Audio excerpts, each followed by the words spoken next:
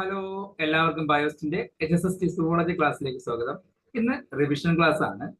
Evolution എന്ന ടോപ്പിക്കിലെ അവസാനത്തെ ഭാഗങ്ങളായ micro evolution, macro evolution, co evolution, founder principle, C value paradox, concept of molecular clock, cytochrome C, hemoglobin histone based, ഇത്രയും കാര്യങ്ങളാണ് ഇന്ന് റിവിഷൻ ചെയ്യുന്നത്. പോകാം ക്ലാസ്സിലേക്ക്. ആദ്യം നമുക്ക് മൈക്രോ ആൻഡ് മാക്രോ എവല്യൂഷൻ എന്താണെന്ന് മനസ്സിലാക്കിയിട്ട് അതിന്റെ ക്വസ്റ്റ്യൻസ് ഡിസ്കസ് ചെയ്യും. Large scale changes in gene ഫ്രീക്വൻസിയിൽ ജീനിന്റെ ഫ്രീക്വൻസിയിൽ ലാർജ് സ്കെയിൽ നടക്കുന്ന മാറ്റങ്ങളാണ് മാക്രോ എവല്യൂഷൻ എന്ന് പറയുന്നതെങ്കിൽ, അപ്പൊ എന്തായിരിക്കും micro evolution? Small scale changes in gene frequencies. മറ്റൊരു പ്രത്യേകത macro evolution longer time period ആണ്, വളരെ സമയമെടുത്ത് നടക്കുന്ന ഒരു പ്രോസസ്സാണ് മാക്രോ എവല്യൂഷൻ എന്ന് പറയുന്നത്. എന്നാൽ വളരെ കുറച്ച് ജനറേഷനിൽ മാത്രം നടക്കുന്നതാണ് മൈക്രോ എവല്യൂഷൻ എന്ന് പറയുന്നത്. മാക്രോ എവല്യൂഷൻ നടക്കുന്നത് at or above level of species, ഒന്നുകിൽ സ്പീഷീസ് ലെവലിൽ നിന്നോ അല്ലെങ്കിൽ അതിന് മുകളിലോട്ടുള്ള ലെവലിലോ മാറ്റങ്ങൾ സംഭവിക്കാം. എന്നാൽ micro evolution within species or population, ഒരു സ്പീഷീസിനുള്ളിലോ അല്ലെങ്കിൽ ആ പോപ്പുലേഷനുള്ളിൽ മാത്രം നടക്കുന്ന ചേഞ്ച് ആണ് മൈക്രോ എവല്യൂഷൻ. ഈ എക്സ്റ്റെൻഡഡ് മൈക്രോ എവല്യൂഷനെ എക്സ്റ്റെൻഡ് ചെയ്ത് വരാൻ ചാൻസ് ഉണ്ട്. സ്മാൾ എവല്യൂഷണറി ചേഞ്ചസ് ആണ് മൈക്രോ എവല്യൂഷൻ നടക്കുന്നത്. നോട്ട് ഡയറക്ട്ലി ഒബ്സർവ്, നമുക്ക് മാക്രോ എവല്യൂഷൻ ഡയറക്റ്റ് ഒബ്സർവ് ചെയ്യാൻ പറ്റത്തില്ല, എന്നാൽ മൈക്രോ എവല്യൂഷൻ നമുക്ക് ഡയറക്റ്റ് ഒബ്സർവ് ചെയ്യാൻ പറ്റും. ഫോസിൽ എവിഡൻസിലൂടെ നമുക്ക് മാക്രോ എവല്യൂഷൻ മനസ്സിലാക്കാൻ പറ്റുമ്പോൾ എക്സ്പെരിമെന്റൽ എവിഡൻസിലൂടെ ആയിരിക്കും മൈക്രോ എവല്യൂഷൻ മനസ്സിലാക്കാൻ പറ്റുന്നത്. കുറച്ചുകൂടെ കോൺട്രവേഴ്സ്യൽ ആണ് മാക്രോ എവല്യൂഷൻ എങ്കിൽ അത്രത്തോളം കോൺട്രവേഴ്സ്യൽ അല്ലാത്തതാണ് മൈക്രോ എവല്യൂഷൻ. എക്സാമ്പിൾ എന്ന് പറയുമ്പോൾ റെപ്റ്റൈൽസ് നിന്നും ബേർഡ്സ് ഉണ്ടായത് മാക്രോ എവല്യൂഷൻ എക്സാമ്പിൾ ആയിട്ട് പറയാം. അങ്ങനെയാണെങ്കിൽ ആന്റിബയോട്ടിക്കുകളെ റെസിസ്റ്റന്റ് കപ്പാസിറ്റി നേടുന്ന ബാക്ടീരിയയുടെ പ്രൊഡക്ഷൻ അല്ലെങ്കിൽ എവല്യൂഷൻ നമുക്ക് മൈക്രോ എവല്യൂഷൻ എന്ന് പറയാം. അപ്പോൾ മൈക്രോ ആൻഡ് മാക്രോ എവല്യൂഷനുമായി ബന്ധപ്പെട്ട പ്രീവിയസ് ക്വസ്റ്റ്യനും പിന്നെ ബാക്കി ക്വസ്റ്റ്യൻസും ഒന്ന് ഡിസ്കസ് ചെയ്യാം. The development of resistance by insect to pesticides is an example of. 2022 higher secondary exam ചോദിച്ചതാണ്. പെസ്റ്റിസൈഡ്സിനെ റെസിസ്റ്റ് ചെയ്യാനുള്ള ഇൻസെക്ടിന്റെ കപ്പാസിറ്റി നേടുന്ന ടൈപ്പ് ഓഫ് ഡെവലപ്മെന്റ് എന്തിന് എക്സാമ്പിൾ ആണ്? ഒരു മൈക്രോ ഓർഗാനിസിന്റെ ബോഡി നടക്കുന്ന ഒരു റെസിസ്റ്റന്റ് കപ്പാസിറ്റി എന്ന് പറയുമ്പോൾ ആ ഒരു പോപ്പുലേഷനിൽ മാത്രം നടക്കുന്ന പെട്ടെന്നുണ്ടായ ചേഞ്ച് ആണ് അല്ലേ. അപ്പൊ ഏതായിരിക്കും answer? Micro evolution. According to neo Darwinism, which factor is primarily responsible for micro evolution? Option നോക്കാം. Mutations, natural selection, mutation and natural selection, inheritance of acquired characters.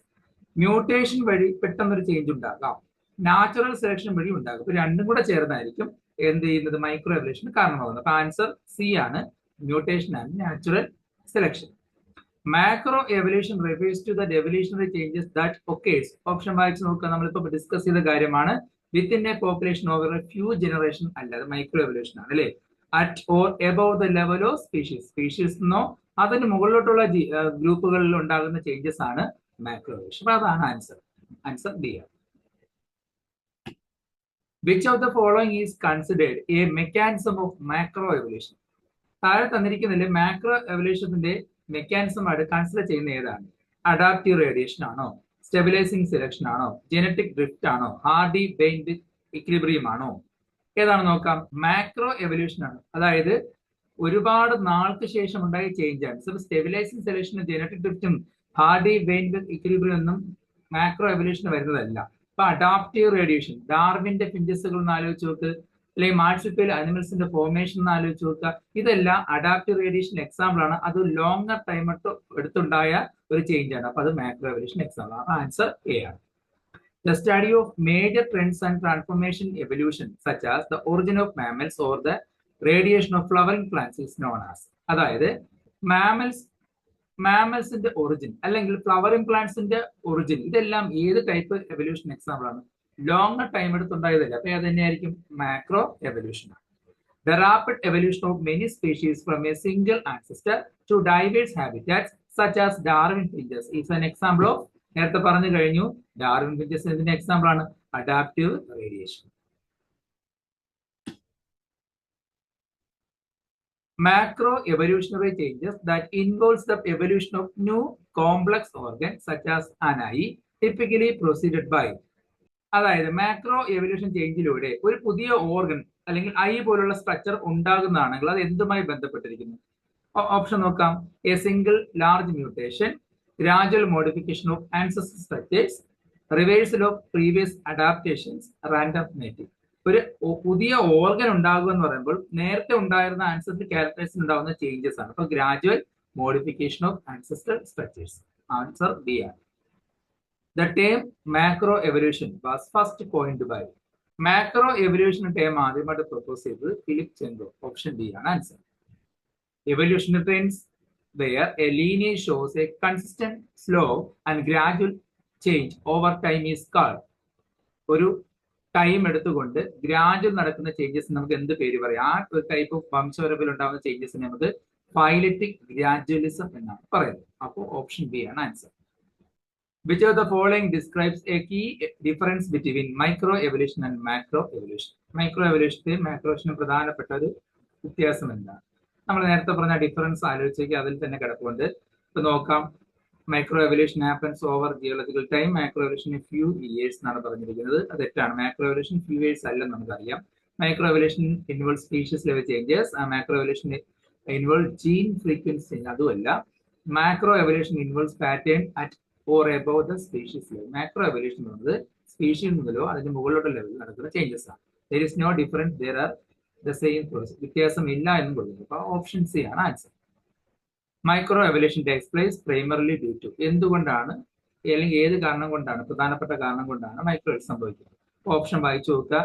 Changes in അലീൽ frequency within a population. ഒരു പോപ്പുലേഷനകത്ത് ഉണ്ടാകുന്ന അലീലി frequency, ആ ഒരു ചെറിയ frequency നടക്കുന്ന change ആണ് micro എവല്യൂഷന് കാരണമാകുന്നത്. ഓപ്ഷൻ ബി ആണ് answer. Which of the following is not a major factor driving micro evolution? Micro എവല്യൂഷന് കാരണമാകാത്ത ഫാക്ടർ എന്ന് പറയുന്നത് മാക്രോ മ്യൂട്ടേഷൻ ആണ്. അതായത് mutation, selection, drift, gene flow എന്നും മൈക്രോ എവല്യൂഷന് കാരണമാകുന്നത് മാക്രോ മ്യൂട്ടേഷൻ ആണ്. അപ്പൊ മാക്രോ മ്യൂട്ടേഷൻ ഒരിക്കലും മൈക്രോ എവല്യൂഷന് കാരണമാകുന്നത്. അപ്പോൾ ഓപ്ഷൻ സി ആണ് answer. The appearance of antibiotic resistant bacteria is an example of, നേരത്തെ പറഞ്ഞില്ലേ ഇൻസെക്ട് പെസ്റ്റിസൈഡിനെതിരെ റെസിസ്റ്റന്റ് കപ്പാസിറ്റി നേടുന്നത് പോലെ തന്നെയാണ് ആന്റിബയോട്ടിക് റെസിസ്റ്റന്റ് ബാക്ടീരിയകൾ ഉണ്ടാകുന്നത് micro evolution example. A drastic reduction in the population size due to environmental events reducing the gene pool is known as. അതായത് ഒരു എൻവയോൺമെന്റൽ ഈവന്റ്സിലൂടെ പെട്ടെന്ന് ഒരു പോപ്പുലേഷൻ സൈസിൽ ഉണ്ടാകുന്ന ഡ്രാസ്റ്റിക് റിഡക്ഷനെ, ആ ജീൻ പൂളുമായി ബന്ധപ്പെട്ടുണ്ടാകുന്ന റിഡക്ഷന് എന്ത് പേര് പറയാം? ബോട്ടിൽ നെക്ക് ഇഫക്റ്റ് എന്ന് പറയാം. അതായത് ഒരു ഫോം ഓഫ് ജനറ്റിക് ഗിഫ്റ്റ് ആണ്. നമ്മൾ പ്ലസ് ടുവിൽ പഠിച്ചിട്ടുള്ള കാര്യമാണ് bottle neck. Micro evolutionary changes typically occur over.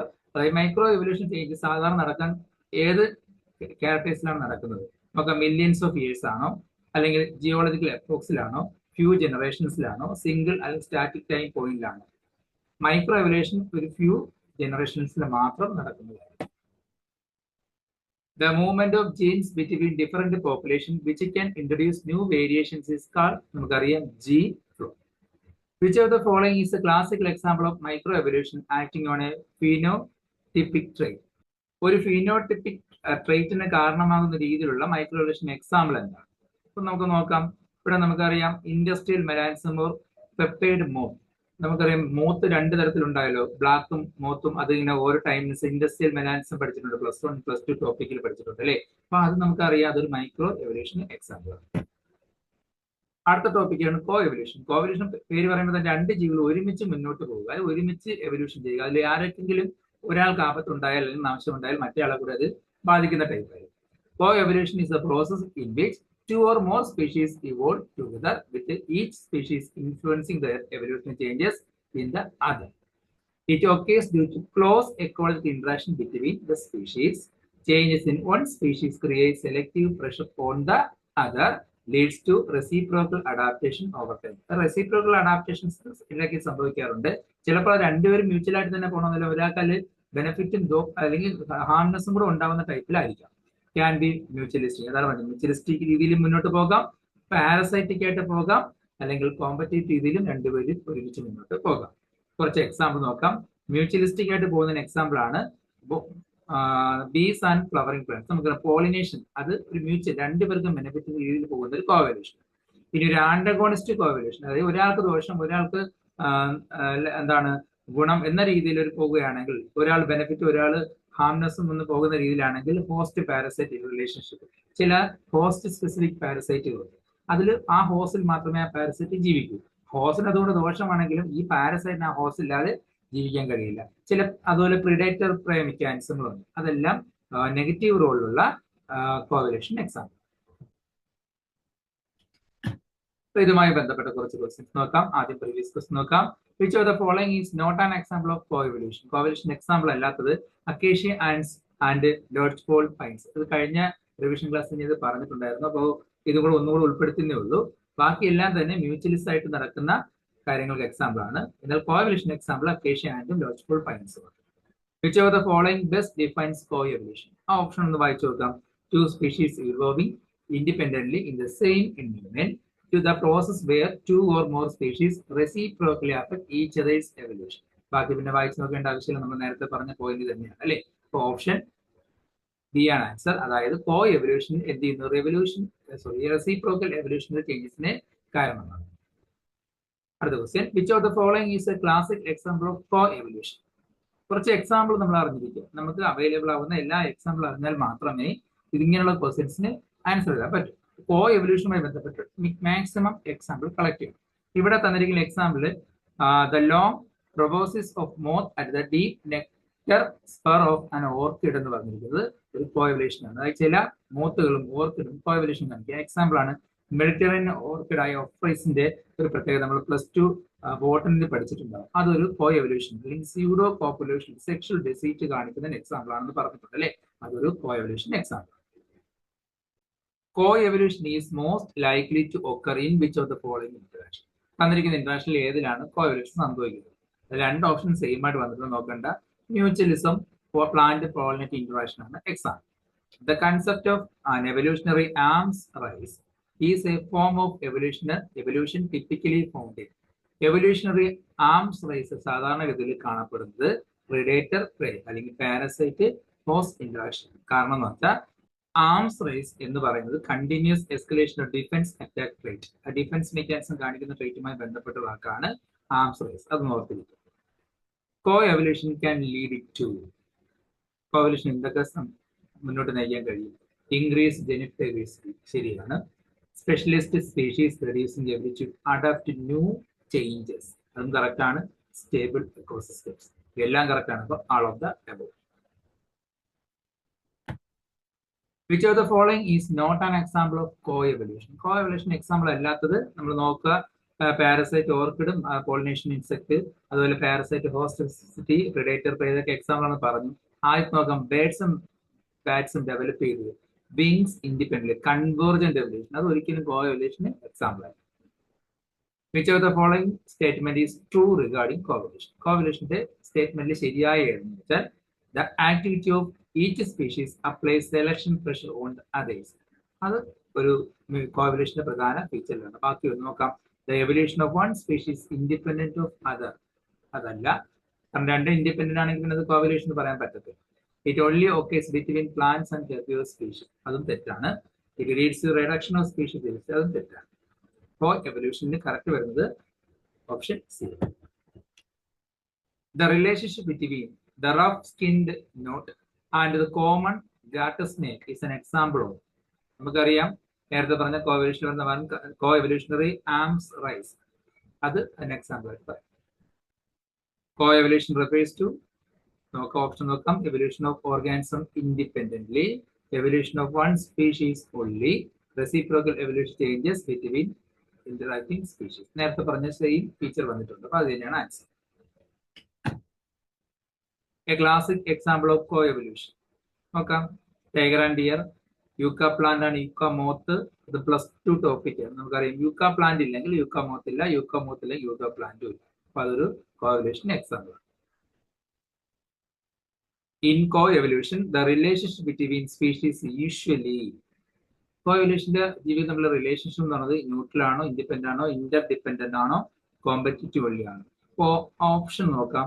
C, Inter dependent ആണ്. അതായത് co-evolutionൽ രണ്ടുപേരും തമ്മിൽ ബന്ധപ്പെട്ടിരിക്കുന്നു.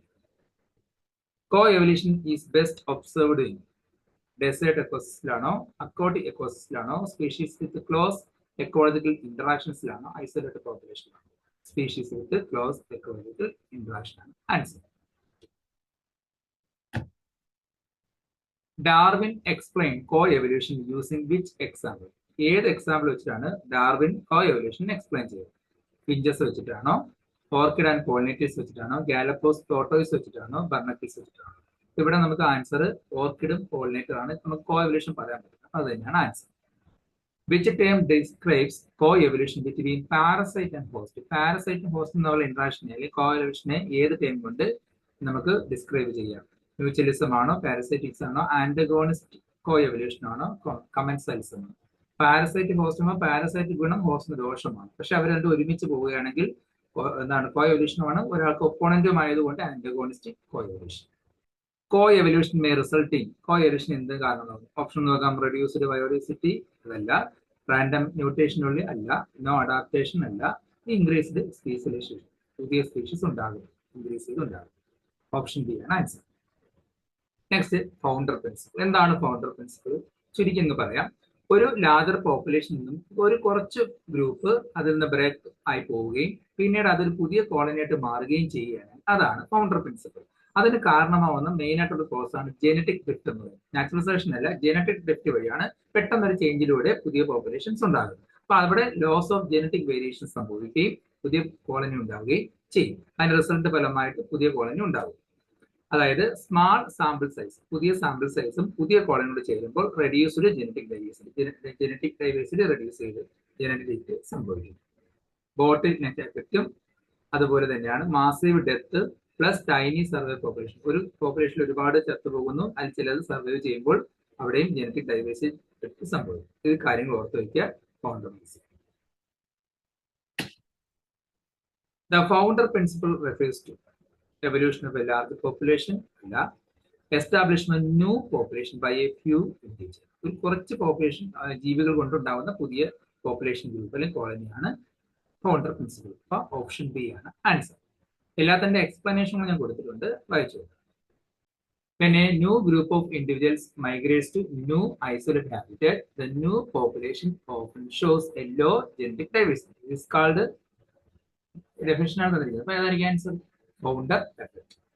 The founder effect is most likely to occur when options എല്ലാം നോക്കാം. A large population expands into new territory, a small group of individual colonies, an isolated area. ചെറിയ population വരുന്നത് തന്നെയാണ്. അപ്പൊ ഓപ്ഷൻ ബി ആണ് answer. In the context of evolution, the founder effect was present. Founder effect എന്തിനെ പ്രതിപാദിക്കുന്നു? നോക്കാം. Reduction in genetic variation, reduced genetic variation എന്ന് പറഞ്ഞ loss of genetic variation പറഞ്ഞിരുന്നല്ലോ. അപ്പൊ അത് തന്നെയാണ് answer. A new population established in a new location by a few individuals from a larger population will show, നേരത്തെ പറഞ്ഞ ഡെഫിനിഷനിലുള്ള കാര്യമാണ്, reduced genetic variation. Option C ആണ് answer. The founder effect is a type of, എന്ത് ടൈപ്പാണ്? Natural selection ആണോ, genetic drift ആണ്? In founder effect, genetic variation is usually, genetic variation കൂടുമോ കുറയുമോ? നമ്മൾ എന്താണ് പറഞ്ഞത്? ഇവിടെ കുറയുമെന്ന്, റെഡ്യൂസ്ഡ് എന്നല്ലേ പറഞ്ഞത്. അപ്പോൾ ഓപ്ഷൻ ബി ഡിക്രീസ്ഡ് ആണ് answer. Which condition favours founder effect? ഏത് കണ്ടീഷനാണ് ഫൗണ്ടർ എഫക്റ്റിനെ ഫേവർ ചെയ്യുന്നത്? ലാർജ് പോപ്പുലേഷൻ സൈസ് ആണോ, കണ്ടിന്യൂസ് ജീൻ ഫ്ലോ ആണോ, ഐസൊലേഷനോ സ്മാൾ ഗ്രൂപ്പ് ആണോ, ഐസൊലേഷനോ small group? Option C. Founder effect can lead to increased gene flow, speciation, no evolutionary change, extinction ഉള്ളി, പുതിയ സ്പീഷീസ് ഉണ്ടാവുന്നില്ലേ, അപ്പോൾ speciation. Option B. A small group migrating to a new island and forming a population is an example of founder effect. Founder effect plays an important role in microevolution. Founder effect കാരണം micro evolution സംഭവിക്കാൻ chance കൂടുതൽ. കാരണം ചെറിയ പെട്ടെന്നുണ്ടാവാൻ change. Founder population often show low genetic diversity. Option മൊത്തം പറയുന്നില്ല, കാരണം ഇതെല്ലാം നമുക്ക് അറിയാവുന്ന കാര്യങ്ങളായതുകൊണ്ടാണ് ഓപ്ഷൻ ആൻസർ മാത്രം പറഞ്ഞത്.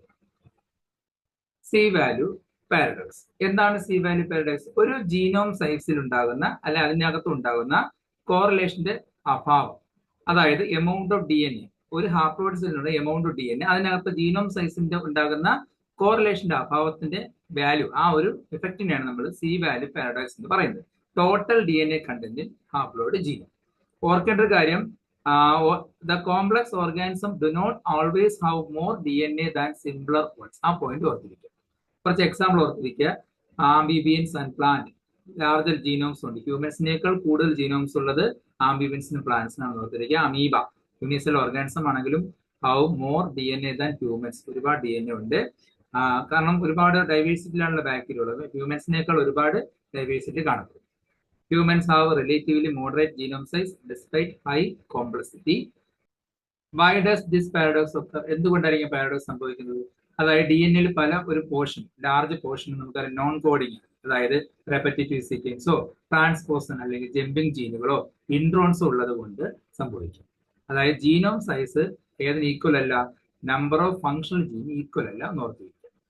ഈ പാരഡോക്സിന് നമുക്ക് ജങ്ക് DNA കൺസെപ്റ്റ് വെച്ച് വേണമെങ്കിൽ നമുക്ക് എന്ത് ചെയ്യാം? എക്സ്പ്ലെയിൻ ചെയ്യാൻ കഴിയും.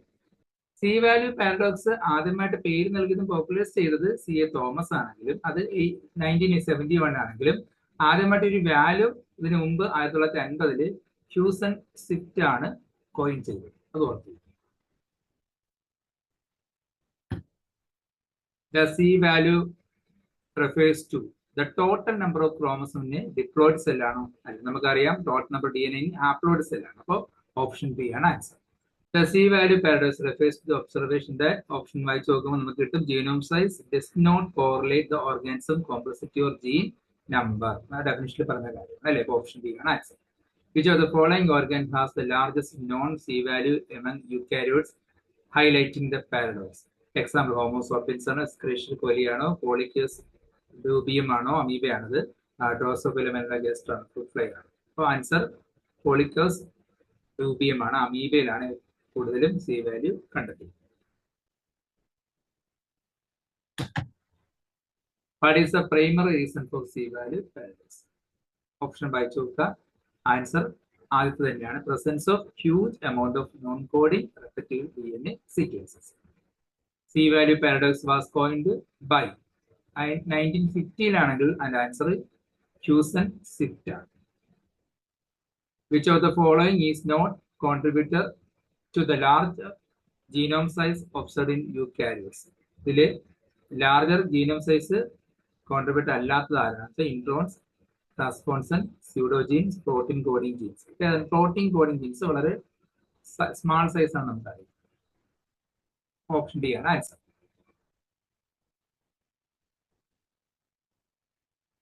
Which of the following is not a contributor to the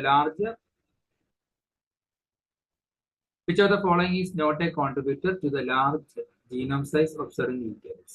തന്നിരിക്കുന്നതിൽ large genome size ഗ്രൂപ്പിൽ വരാത്ത ഏതാണ്? Introns, transposon, pseudogene, protein coding. Protein coding gene നോക്കാൻ സ്മാൾ ആണെന്നറിയാം. ഓപ്ഷൻ ഡി ആണ് answer.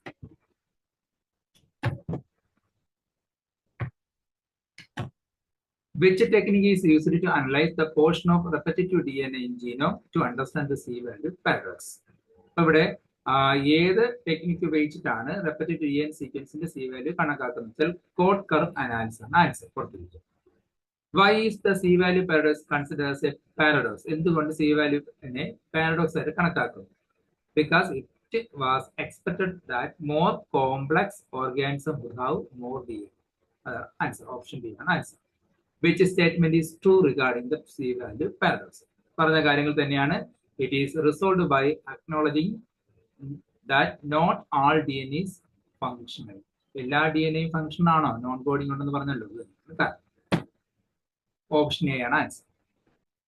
A major component contributing to a large genome size in eukaryotes. Option C, repetitive DNA sequence. Which term replaced or refined the C value paradox in modern biology? Modern biology ഇതിന് പുതിയ പേരെന്താണ്? അപ്പോൾ G value paradox ആണ്. ഓർത്തിരിക്കും. Selfish DNA or junk DNA concept used to explain. ഏതായിരിക്കും നേരത്തെ പറഞ്ഞു? ഏത് വെച്ച് നമുക്കിത് എക്സ്പ്ലെയിൻ ചെയ്ത് പറഞ്ഞു? ജങ്ക് DNA വെച്ച് നമുക്ക് C value paradox എക്സ്പ്ലെയിൻ ചെയ്യാൻ പറ്റും. ഓപ്ഷൻ ബി ആണ് answer. Concept of molecular clock. ജീവജാലങ്ങളിൽ DNA അല്ലെങ്കിൽ പ്രോട്ടീൻ, ചില DNAകളും പ്രോട്ടീൻസും വലിയ മാറ്റമില്ലാതെ ഒരു കോൺസെൻട്രേറ്റിൽ എന്ത് ചെയ്യുന്നു? എവോൾവ് ചെയ്ത് വരുന്നു.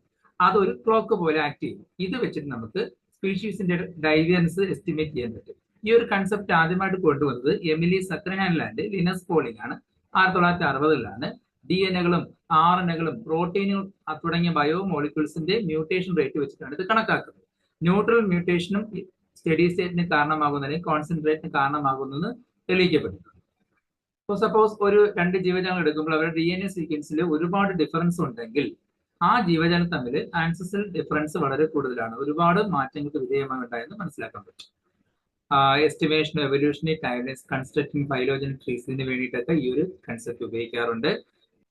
പ്രോട്ടീനുകളുടെ കേസ് എടുക്കുമ്പോൾ അതിൽ ഏറ്റവും കോൺസ്റ്റന്റ് ആയിട്ട് പോകുന്ന പ്രോട്ടീനാണ് ഹിസ്റ്റോൺ പ്രോട്ടീൻ. അതിൽ H4 ഹിസ്റ്റോൺ ആണ്. ന്യൂക്ലിയോസോമിലുള്ള H4 ഹിസ്റ്റോൺ പ്രോട്ടീൻ വലിയ മാറ്റമില്ലാതെ തുടരുന്നതുകൊണ്ട് നമുക്ക് അതൊരു സ്ലോ ടേക്കിംഗ് മോളിക്കുലർ ക്ലോക്ക് ആയിട്ട് കണക്കാക്കാം. കാരണം വലിയ മാറ്റമില്ലാതെ കൺസർവ് ചെയ്ത് ഒരുപാട് പീരീഡ്സിൽ ചേഞ്ച് ഇല്ലാതെ മാറ്റമില്ലാതെ വന്നതാണ്. അപ്പൊ അത് വെച്ച് നമുക്ക് ഈ പറഞ്ഞ ഡൈവേഴ്സ് മെഷർ ചെയ്യാൻ പറ്റും. അതുപോലെ സൈറ്റോക്രോം സി അതും ഹൈലി കൺസർവ്ഡ് ആയിട്ടുള്ള പ്രോട്ടീൻസ് ആണ്. ഇലക്ട്രോ ട്രാൻസ്പോർട്ട് ചെയിനിൽ സഹായിക്കുന്ന ഒരു പ്രോട്ടീനാണ് സൈറ്റോക്രോം സി. അതും വലിയ ചേഞ്ച് ഇല്ലാതെ ജനറേഷനിലൂടെ പാസ് ചെയ്ത് വന്നിട്ടുണ്ട്. The concept of molecular clock in evolution is primarily based on which of the following? Option നോക്കാം. Rate of phenotypic changes in species, periodic extension of species, gradual accumulation, neutral genetic mutation over a time. നേരത്തെ പറഞ്ഞ പോയിന്റിലുള്ളത് അല്ലെ options ചെയ്യണം answer. Who proposed the concept of molecular clock? Emily Seckenhall and Linus Pauling. Option B. What is the fundamental assumption of the strict molecular clock? Molecular clock ന്റെ fundamental assumption എന്താണ്? Molecular changes occurs at a relatively constant rate over a time. അതാണ് answer. Which type of mutation is most used for constructing molecular clock? നമുക്കറിയാം neutral mutations. Which of the following is commonly used to calibrate a molecular clock? Fossil recordകളാണ് answer. Which molecule or gene is generally used for comparing closely related species? Recent events closely related species in the comparison വേണ്ടി ഉപയോഗിക്കുന്നപ്പോഴും mitochondrial DNA ഓർത്തിരിക്കും. Which of the following is commonly used as molecular clock to study very old evolutionary events? വളരെ പഴക്കം ചെന്ന evolutionary ഡൈവേജൻസ് മനസ്സിലാക്കാൻ വേണ്ടി ഉപയോഗിക്കുന്നപ്പോഴും cytochrome C ആണ്. കാരണം ഹൈലി കൺസർവ്ഡ് ആണ്, വളരെ സ്ലോ ആയിട്ട് ഇവോൾവ് ചെയ്തുണ്ടാകുന്ന ഹൈലി കൺസർവ്ഡ് ആയിട്ടുള്ള പ്രോട്ടീൻ ആണ്. അപ്പൊ അതാണ് വളരെ ഓൾഡ് ആയിട്ടുള്ള വേരിയേഷൻസ് മനസ്സിലാക്കാൻ വേണ്ടി ഉപയോഗിക്കുന്നത്. Which molecular or gene is generally used to comparing distantly related species? Distantly related speciesനെ കമ്പയർ ചെയ്യാൻ ഡീപ് ടൈം ഡൈവേജൻസ് മനസ്സിലാക്കാൻ വേണ്ടി ഉപയോഗിക്കുന്ന എപ്പോഴും റൈബോസോമൽ RNA ആണ്. What is a relaxed molecular clock? അതായത് a method that allows mutation rate to vary among lineage. Answer. Which of the following is factor does not generally affect the accuracy of molecular clock? Molecular clock ന്റെ accuracy affect ചെയ്യാത്തെന്ന് പറയുന്നത് the specific codon sequence അത് affect ചെയ്യാത്ത. The neutral theory of molecular evolution which supports the molecular clock but proposed by അതായത് neutral theory of molecular evolution molecular ക്ലോക്കിനെ support ചെയ്യുന്ന theory കൊണ്ടുവന്നത് Motoo ഹിമൂറയാണ്. What does the molecular drive mechanism involve? Option നോക്കാം. Natural selection of beneficial mutation, homogenization of DNA families through turnover mechanism, rapid genetic drift, immediate species divergence. Option B ആണ് answer. Why mitochondrial DNA or mtDNA preferred for tracing maternal ancestry in molecular clock? എന്തുകൊണ്ടായിരിക്കും mitochondrial DNA ഉപയോഗിക്കാൻ? വളരെ close ആയിട്ടുള്ള ജീവജാലങ്ങളെ variation മനസ്സിലാക്കാനായിട്ട് ഉപയോഗിക്കുന്നു പറഞ്ഞത്. അപ്പോൾ it is inherited only from the mother, does not undergo recombination. വളരെ ക്ലോസ് റെസംബ്ലൻസ് ഉള്ളതാണ്, അതുകൊണ്ടാണ് അതിന് ഉപയോഗിക്കുന്നത്. The number of aminos difference in cytochrome C between human and chimpanzees. ഹ്യൂമനിലും ചിമ്പൻസിയിലും സൈറ്റോക്രോം സിയിലെ അമിനോസ് ഡിഫറൻസ് എത്രയാണ്? 0 ആണ്. കാരണം സൈറ്റോക്രോം സിയിലെ അമിനോസിന്റെ ഡിഫറൻസ് രണ്ടിലും ഒരുപോലെയാണ്, ഈക്വൽ ആണ്, അതുകൊണ്ട് തന്നെ ഡിഫറൻസ് ഇല്ല. The number of amino difference in cytochrome C between human and rhesus മെങ്കിൽ. എന്നാൽ ഹ്യൂമനിലും ചിമ്പൻസിലും സിമിലർ ആണെങ്കിൽ ഹ്യൂമനിലും റീസസ് മെങ്കിലും വ്യത്യാസമുണ്ട്, അത് 1. ഒറ്റ അമിനോസിലായിരിക്കും വ്യത്യാസമുള്ളത്. The genetic equidistance phenomenon with respect to cytochrome C suggests that the number of difference between species proportional to the time since their last common ancestor. Option B answer. Which protein is better suited for comparing closely related species due to its faster rate of evolution? Fast rate evolutionലൂടെ സംഭവിച്ച ജീവജാലങ്ങളിൽ close related സ്പീഷീസിനെ compare ചെയ്യാൻ ഉപയോഗിക്കുന്ന protein എന്ന് പറയുന്നത് ഫൈബ്രിനോപെപ്റ്റൈഡ്സ് ആണ്. Why is cytochrome C considered a conservative protein? നേരത്തെ നമ്മൾ പറഞ്ഞു അതിന്റെ സ്ട്രക്ചറും ഫംഗ്ഷനും എസെൻഷ്യൽ ആണ്, highly conserved across species. Highly conserved ആണ് cytochrome C. ഓപ്ഷൻ സി ആണ് answer. Which molecule is considered a slower clock compared to fibrinopeptides, making it useful for studying older evolutionary events? Older evolution events മനസ്സിലാക്കാൻ വേണ്ടി നമുക്ക് ഉപയോഗിക്കാൻ വളരെ slower ആയിട്ട് ഉപയോഗിക്കാൻ പറ്റുന്ന ഫൈബ്രിനോപെപ്റ്റൈഡ്സിനേക്കാൾ സ്ലോവർ ഉപയോഗിക്കുമെന്ന മോളിക്യൂൾ എന്ന് പറയുന്നത് സൈറ്റോക്രോം സി ഉണ്ടെന്ന് അറിയാം, അതുപോലെ ഹീമോഗ്ലോബിനും ഉണ്ട്. അപ്പോൾ ബോത്ത് എ ആൻഡ് ബി ആണ് answer. The molecular clock method is most accurately applied when the rate of mutation is uniform across lineage. Option B. What is the limitation of molecular clock hypothesis? The limitation എന്ന് പറയുന്നത് mutation rate can vary among different lineage. In the context of molecular evolution, what is the main advantage of comparing hemoglobin sequence? Right, it acts as an absolute rather than relative molecular truth. That's answer. The molecular clock concept popularized by Zuckerhandl and Pauling is based on ഈ ഒരു concept കൊണ്ടുവന്ന എന്തിന്റെ അടിസ്ഥാനത്തിലാണ്? The relatively constant rate of amino substitution in proteins. Option C. When comparing hemoglobin molecule across different species, it was observed that the number of amino difference corresponds directly to the evolution time elapsed since species separation. Option C. Answer. Which of the following proteins was used as foundational example of molecular clock hypothesis? Option B. Foundational example ആയിട്ട് നമുക്ക് കണക്കാക്കാൻ പറ്റുന്ന ഇതില് collagen അല്ല, insulin അല്ല, റുബിസ്ക്വയർ. അപ്പം haemoglobin, സൈറ്റോക്രീം സിയും ഹീമോഗ്ലോബിനും വളരെ സ്ലോയിൽ നടക്കുന്ന, സ്ലോ ആയിട്ട് എവോൾവ് ചെയ്തുണ്ടാകുന്നതല്ലേ, അപ്പൊ അത് ആൻസർ ആയിട്ട്. The concept of genetic equidistance suggests that option C ആണ്. The number of amino acid residues in protein differs based on the distance from common ancestor.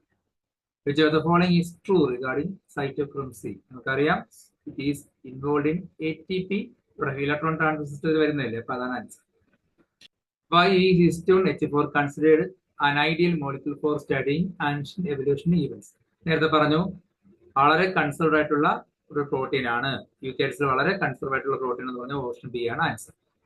Which of the following protein is considered slow ticking? അത് തന്നെയാണ് histone protein തന്നെയാണ് വളരെ conserve ആണ്, option C ആണ്. Which protein is often cited as a slow evolving molecular clock? Option വായിച്ചു നോക്കുക, cytochrome C. അപ്പോൾ ഓപ്ഷനിൽ വ്യത്യാസങ്ങൾ ഉണ്ടാവും. സൈറ്റോക്രോം സി ഉണ്ട്, ഹിസ്റ്റോൺ ഉണ്ട്. അപ്പൊ അതിൽ തന്നിരിക്കുന്ന ഓപ്ഷൻ നോക്കിയിട്ട് എഴുതും. ഹിസ്റ്റോണുകളെക്കാൾ സ്ലോ ആണെന്നുള്ളത് cytochrome C.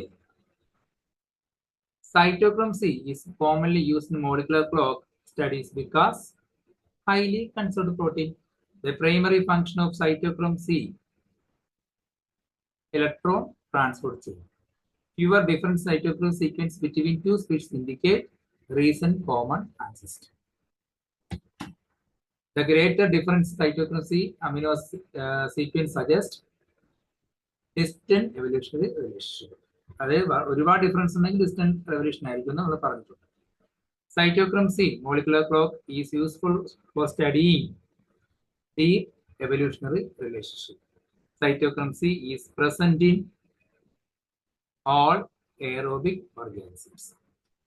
Hemoglobin is used in molecular clock studies because shows moderate of evolution. Compared to cytochrome C, hemoglobin evolves faster. Cytochrome C വെച്ച് നോക്കുമ്പോൾ ഹീമോഗ്ലോബിൻ കുറച്ചുകൂടെ ഫാസ്റ്റർ.